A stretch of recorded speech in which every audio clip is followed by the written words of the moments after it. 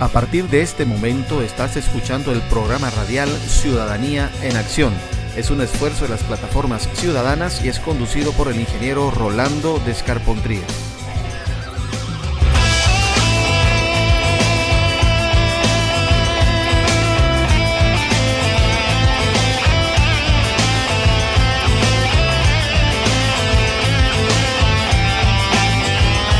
Este programa va dirigido al público en general y tiene la intención de formar ciudadanos cívicos que luchen por la democracia y reinventen la política boliviana.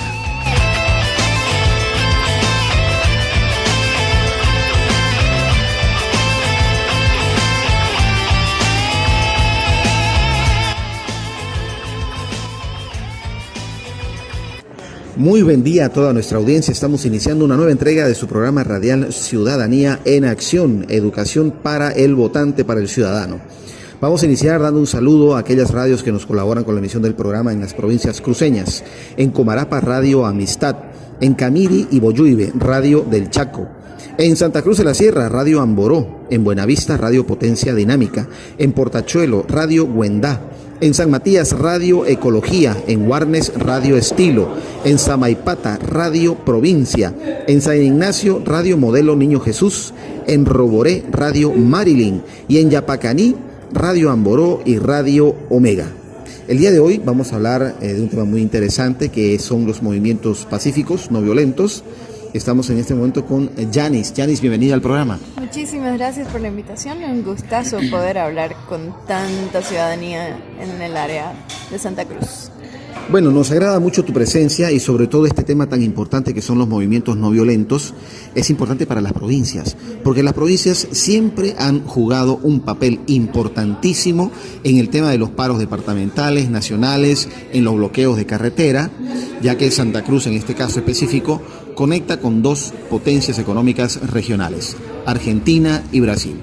Es así que las provincias cruceñas son determinantes para la contundencia de cualquier paro nacional y cualquier bloqueo de carretera. Yanis, ¿qué es Ríos de Pie, la institución a la que representas? Gracias. Ríos de Pie es un movimiento ciudadano de no violencia que está enfocado en defender una Bolivia que tenga libertad, que tenga democracia, que tenga justicia, que tenga seguridad para todos y respeto al medio ambiente. Básicamente nos consideramos como, intentamos ser cerebro y músculo ciudadano, o sea, cerebro en el sentido de recoger todas las ideas de todas las personas que son parte de Ríos de Pie y las que no son parte también, que quieran participar con nosotros en alguna actividad específica, y músculo para movilizar a la gente de una forma que sea efectiva, no solo movilizarlos por protestar, así por gritar por deporte, sino por cosas que traigan un efecto verdadero. Y la base de todo nuestro trabajo es la no violencia.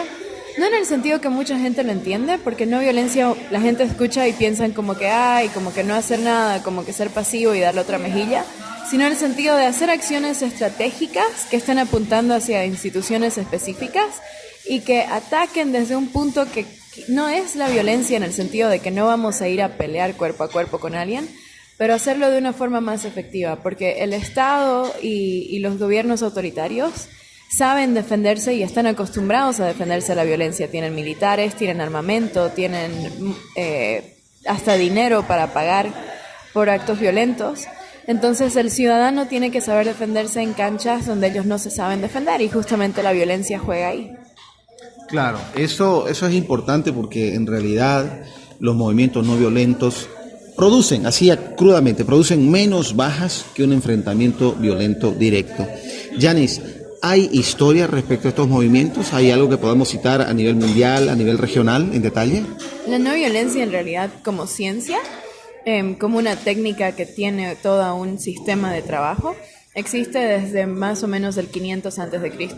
Y hay más de 1000 casos documentados en la historia del uso de esta técnica en contra de gobiernos autoritarios, muchos de los cuales han sido exitosos.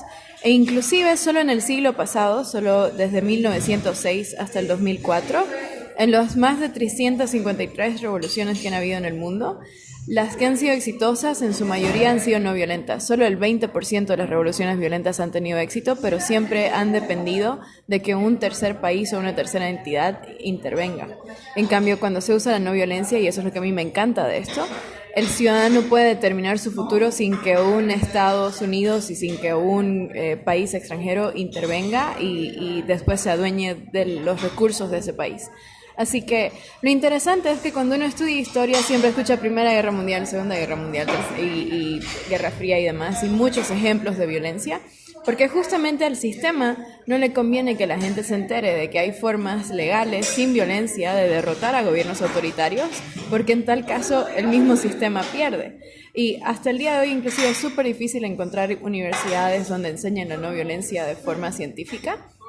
Y un ejemplo que a mí me encanta dar es que todo el mundo dice que la no violencia funcionó, qué sé yo, para Gandhi o para Luther King, porque estaban peleando contra gobiernos que eran más morales que otros, pero en realidad, inclusive en el peor escenario que la mayoría de la gente se puede imaginar, la Alemania nazi de 1943, la única protesta durante la Alemania nazi que fue exitosa fue una protesta de no violencia hecha solo por mujeres, que terminó causando que liberaran a más de 1.200 judíos que iban a ser deportados a un campo de exterminación. Así que el poder de la no violencia es inmenso y justamente por eso, creo yo, no se le enseña tanto porque no le conviene a las instituciones de poder que la gente sepa que existe esta herramienta que es efectiva y que se la puede aplicar, no diría fácilmente, pero no hay que ser un genio para aplicarla o un cura. Pero te hago una pregunta, me llama la atención. Me dices que no le interesa o no le conviene a instituciones de poder. Si estás queriendo derrocar o tumbar a un dictador, entonces, ¿a qué instituciones de poder te refieres? Hablo en el sentido de que a gobiernos autoritarios y a las instituciones en general no les conviene que la ciudadanía esté organizada y por eso si te das cuenta gobiernos inclusive como el nuestro, cuando están queriendo hacer más fuerte su autoritarismo, lo primero que hacen es desarticular a la sociedad civil, porque en el momento en que los ciudadanos están organizados, están unidos y están disciplinados, es mucho más difícil para un Estado, cualquiera que sea, ya sea a nivel municipal, departamental o gubernamental, doblegar a la población. Y una de las cosas que buscan los estados autoritarios conscientemente es que la gente piense que solo tiene dos opciones. Que una opción es aceptar que las cosas son como son y no pueden hacer nada y hay que rendirse nomás porque para qué pelear si ya todo está arreglado. O que la otra opción es sí o sí tenemos que tomar las armas y levantarnos y ir a reventarlos a tiros. ¿Por qué? Si no haces nada, ellos ganan. Si agarras las armas y vas y te los reventas a tiros, ellos tienen más armas, tienen más militares, tienen más entrenamiento, tienen dinero para pagar a los militares, a los policías, etcétera, etcétera. Es una cancha en la que ellos te van a ganar. Pero cuando te das cuenta que puedes hacer boicots, que puedes hacer paros, que puedes hacer algo como lo que hicieron los médicos que lograron que se revierta todo el código penal, no solo lo de ellos, frente a eso el gobierno no está preparado sobre cómo va a reaccionar, porque los gobiernos autoritarios, insisto, buscan que uno piense que tiene dos opciones, no hacer nada o ser violento. Claro, la polarización, ¿no? Exacto, y cuando uno les cree y piensa que las opciones son tan radicales o no hacer nada o irse a matar, es cuando ellos ganan. Y por eso es muy importante que los ciudadanos entendamos y nos demos cuenta de que nuestro poder está en nuestra unidad y en nuestros números y en calle. Una de las cosas que cambió todo para la India fue que Gandhi hizo que la gente se dé cuenta de que habían millones y millones de personas de la India, comunes y corrientes, y solo habían, no recuerdo el número exacto, pero creo que era como 600,000 ingleses en ese país. Y él decía, ¿por qué 600,000 tipos pueden más que millones de nosotros? Y es verdad, si nosotros somos tantos y lo sabemos porque lo hemos demostrado hasta en papeleta el 21 de febrero, cuando todo nos estaba jugando en contra, cuando estábamos mucho menos organizados, cuando había mucho menos control ciudadano, pero ya hemos ganado en papeleta, lo podemos volver a hacer, lo hemos hecho antes. El 3 de diciembre ha sido también una acción no violenta, en la que casi espontáneamente igual volvimos a ganar en cierta forma porque demostramos de forma simbólica que estábamos en desacuerdo.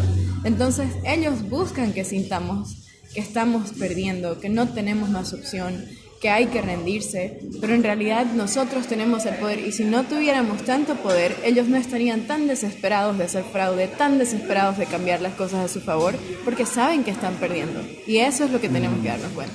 Yanis, ya que mencionas el caso de la India, es un caso que también logré estudiar un poco, el caso de Gandhi. Más allá de que Gandhi resultó muerto, al final fue asesinado, vamos a hablar de lo que fue las protestas no violentas. A mí me llamó la atención dentro de lo que fue el estudio de la India como movimiento no violento, algo que determinó la caída del colonialismo británico en la India fue un suceso de una reunión pacífica donde habían hombres, mujeres, niños en una plaza, y fue reprimida por el ejército británico. Fue denunciado esto por un periodista británico, donde lo que sorprendió al mundo fue el hecho de que se produjeron 1.320 y tantos muertos con solamente 1.500 disparos de arma de fuego. Es decir, fue un tiro al blanco. Ahí es donde queremos ser claros con la gente que nos escucha. Los movimientos no violentos no quiere decir que no vayan a haber bajas, pero en definitiva son ínfimas comparadas con las bajas de un movimiento o de un enfrentamiento violento directo, que es lo que las dictaduras esperan, es para lo cual están preparados. Ellos no están preparados, como decía Yanis, para un movimiento no violento. Yanis, hablemos un poquito de ejemplos en nuestra región. Yo vi también el tema de los Balcanes, pero nos interesa tal vez ilustrar a la gente que nos escucha con ejemplos locales. Hablemos de Latinoamérica. ¿Qué citar en Latinoamérica exitosamente de movimientos no violentos?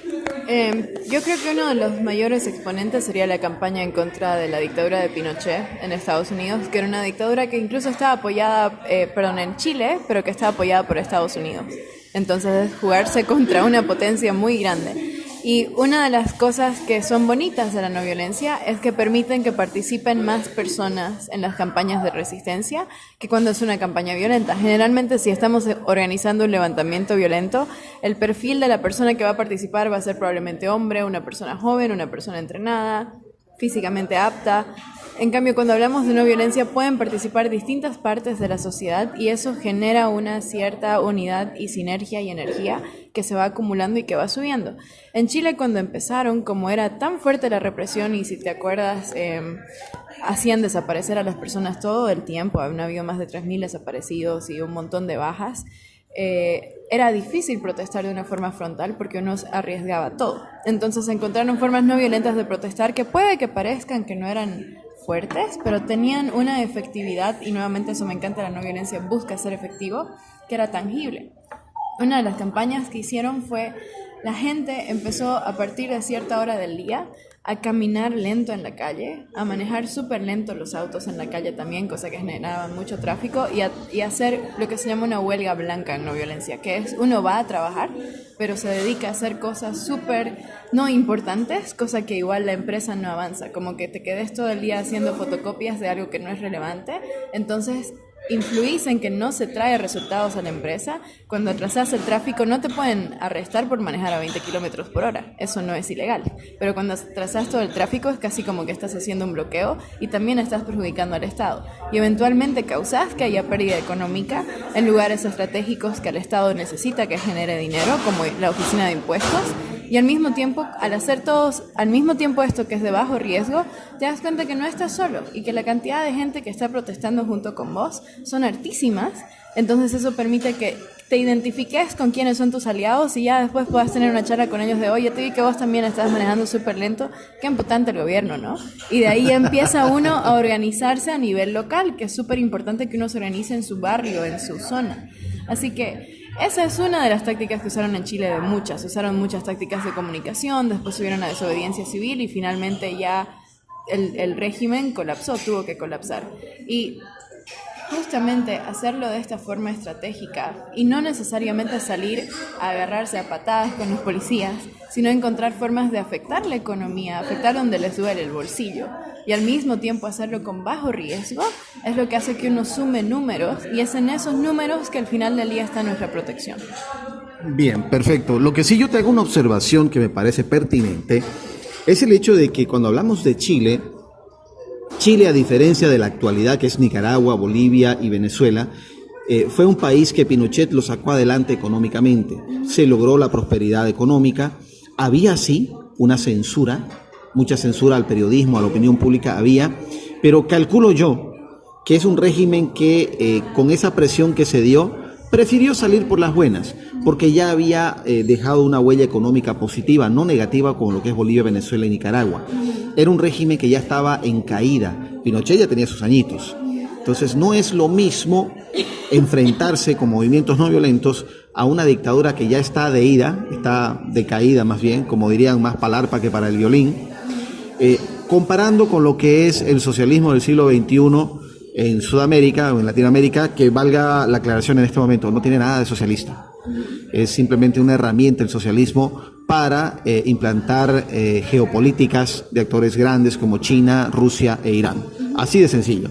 Entonces, me parece a mí que el escenario de la no violencia puede ser un poco más complicado, dada la coyuntura en Bolivia, Nicaragua y Venezuela, hablando específicamente de nuestro país, los intereses que le llevan al movimiento socialismo a permanecer en el poder, básicamente es el narcotráfico, que utiliza como herramientas el indigenismo, la hoja sagrada que es la coca, que de sagrado no tiene nada, con todo respeto.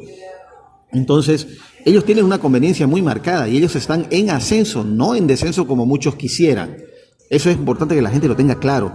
El socialismo del siglo XXI está luchando por nacer y permanecer, no es algo que esté de ida. Evo Morales no tiene 70, 80 años como Pinochet cuando lo sacaron, tiene 40 y tantos o cerca de 50, es decir, él tiene planes para quedarse. Pero a mí me gustaría recalcar que las cosas no van a seguir como están pintando ahorita. Si viene una inflación fuerte, todos estamos conscientes de que hay muchas empresas que están despidiendo personas en Bolivia y al mismo tiempo, mira, en Venezuela ya están de ida. O sea, la economía no puede estar peor en Venezuela, el Estado está súper débil, a nivel internacional ya no se lo reconoce a Maduro y aún así todavía no se lo terminan de sacar. Y otro lugar que te doy el ejemplo que pasó la semana pasada, en Hong Kong, que se están luchando contra un monstruo que es el mismo que estamos luchando nosotros, que es China. China está en su momento increíble, ahorita económicamente hablando están de subida también, pero el movimiento no violento que empezaron estudiantes allá, que ha movilizado a más de 2 millones de personas en calle por 3 semanas seguidas, acaba de lograr que se cancele la ley que quería aplicar China encima de Hong Kong, porque se supone que Hong Kong es un estado autónomo separado de China, que puede generar sus propias leyes, y se estaba generando una ley que permitía que a cualquier ciudadano de Hong Kong se lo pueda extraditar a China y juzgarlo allá. Económicamente China está súper bien, pero los chicos se supieron organizar y juntaron suficientes números en calles con unidad de organización, disciplina de no violencia y lograron volcarle a semejante monstruo que es China una ley que ya estaba cocinada, preparada y listísima para aprobarse, y lo hicieron 2 días antes. Entonces, la no violencia, hasta donde la he estudiado yo, porque soy joven pero le he dedicado los últimos 8 años de mi vida solo a estudiar esto, no funciona dependiendo a las condiciones económicas del país. Han habido países que estaban en situación económica muy buena, y recalco Hong Kong, y aún así han logrado tener revoluciones de no violencia. Y han habido situaciones y países que tenían una situación económica muy mala, como Zimbabue el año pasado, que tenía una inflación peor que la venezolana, y aún así con un movimiento de no violencia se lograron sacar al dictador, que era Mugabe, que lleva más de 28 años en el poder. Entonces, la no violencia no depende tanto de la situación económica, sino de la capacidad de los ciudadanos, y ojo a esto, de unirse, de organizarse y de ser disciplinados. Es mucho más determinante la capacidad de nosotros como ciudadanos comunes de unirnos y de crear una buena estrategia y ejecutarla, que lo es cualquier otro factor externo. Siempre es lo que determina el éxito final, somos nosotros, increíblemente. Claro. Ahora, hablando de Venezuela, que me parece, tal vez me puedes corregir ahí si no coincides, el ejemplo más actual, más vivo de la no violencia es Venezuela. Para nada, para mí no. Para mí el ejemplo actual más vivo de la no violencia en este momento es Hong Kong. No, pero me refiero en la región, ¿no? En la región. Sí, en la región puede ser. Hay muchos grupos indígenas que están usando no violencia en Guatemala y en sectores de Centroamérica, y lo están haciendo bien, pero Venezuela yo no diría que es 100% movimiento no violencia, porque el problema es que es un caso tan complicado Venezuela, que viene hace tanto tiempo mal, que en este momento tenés un estado paralelo, que esa es una de las ideas que sale de la no violencia, de un libro que se llama De la dictadura a la democracia, de Gene Sharp, pero al mismo tiempo tenés muchos grupos en calle de personas, de ciudadanos que no tienen acceso a la comida, que están muy enojados y que sí están usando la violencia para enfrentarse al régimen de Maduro, que no es válido, pero es entendible porque han llevado a ese país a una situación de crisis tan grande que no todos van a tener la paciencia para ser no violentos. Ah, bueno, me estás aclarando una pregunta que no alcancé a hacerte entonces, eso era una duda. A mí me parecía que en Venezuela no estaba funcionando, pero me estás aclarando entonces que en realidad el tema de la no violencia fue aplicado a destiempo, no en el momento adecuado y en una situación que ya estaba bastante deteriorada. Venezuela, hasta donde sé, porque no quiero hablar a nombre de la gente venezolana, porque claramente no soy venezolana, pero hasta lo que me han contado y lo que entiendo. Y si hay algún venezolano escuchando, por favor, si ustedes están en desacuerdo conmigo, probablemente tienen razón porque ustedes han vivido allá. El primer movimiento no violencia del que yo estoy muy consciente es el del movimiento estudiantil del 2007, que fue la única vez que Chávez perdió un referéndum o unas elecciones, porque Chávez hizo un referéndum para modificar la Constitución, igual que aquí nuestro 21F, y Chávez también lo perdió porque se creó un movimiento estudiantil de no violencia que estaba animando a la gente a que vote. Era el movimiento de las manos blancas de los chicos, que movilizaron a hartísima gente en calle y que fue muy exitoso. Después de que ganaron ese referéndum, como no se continuó con la unión, porque ocurrió un problema muy grande en Venezuela, que es lo que me da miedo que ocurra aquí.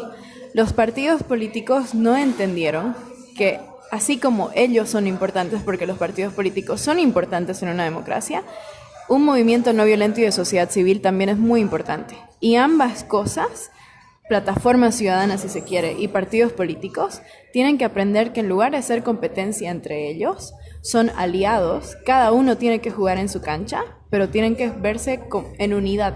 Unidad no es uniformidad.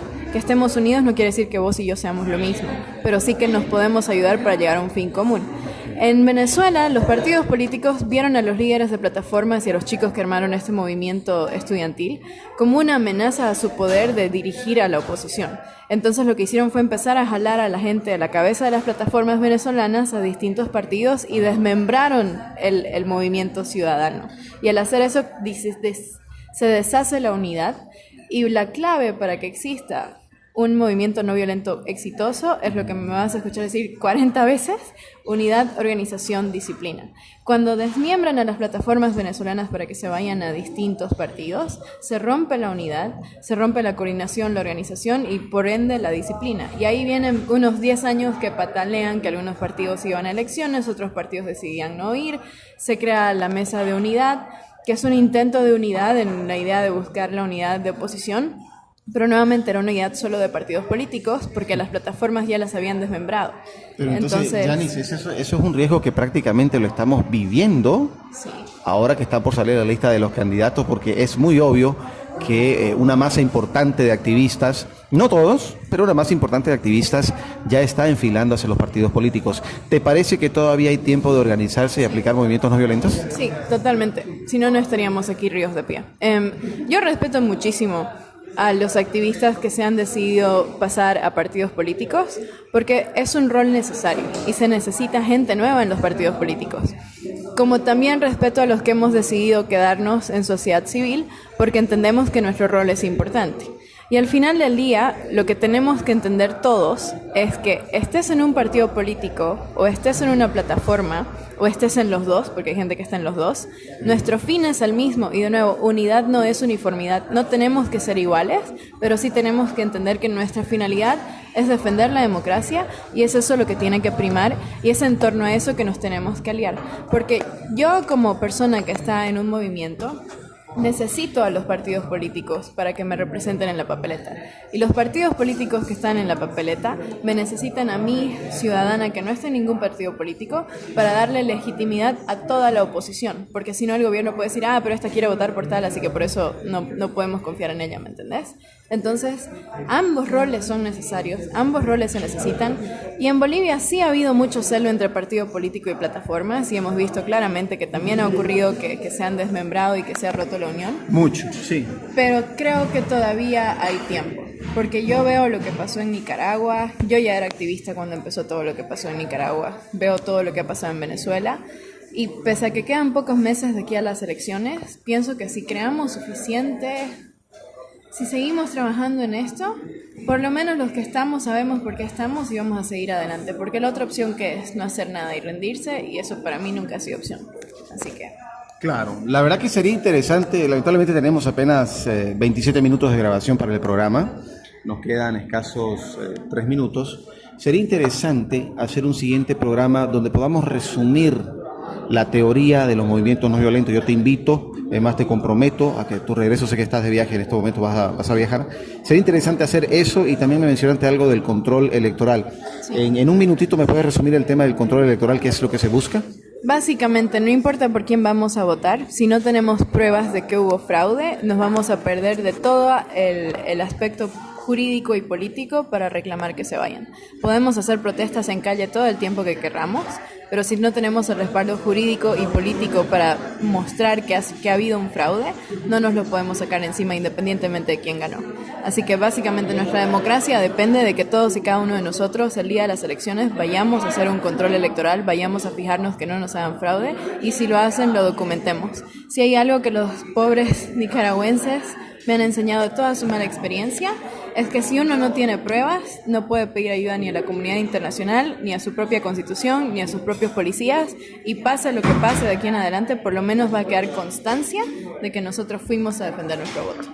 Y la verdad que ahí viene la importancia de las provincias. Ya está muy comprobado que el fraude electoral se da principalmente en las provincias, porque hay menos control, hay más influencia del gobierno, sí, y ellos pueden quitar, aumentar, hacer lo que le dé la gana con las urnas, con los votos. Es por eso importantísimo que la gente de provincia que nos escucha, vamos a estar realizando un programa sobre el control electoral con Yanis un poco más a futuro, en momento oportuno, para que la gente de provincia tenga en sus manos las herramientas para combatir esa posibilidad de fraude que se nos viene. Y yo quisiera decirles a todas las personas que están escuchando en provincias, y se los digo lo más profundo de mi corazón, que llevo tantos años luchando por la libertad y la democracia de Bolivia, nuestra democracia depende de ustedes.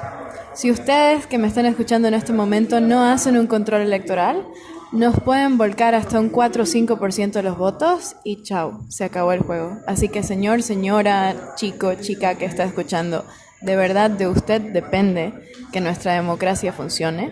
Le pido desde lo más profundo de mi corazón, haga control electoral el día de las elecciones. Estamos contando con ustedes. Todo este esfuerzo se va a resumir en si usted ese día va y hace el control de su voto.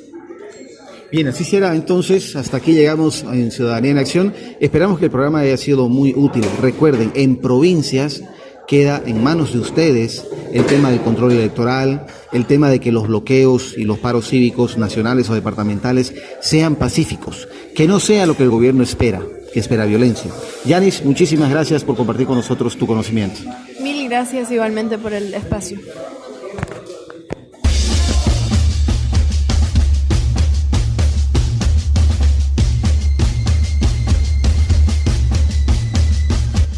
La libertad sin democracia no existe. Y la democracia sin un pueblo educado es imposible. Haz respetar tu voto.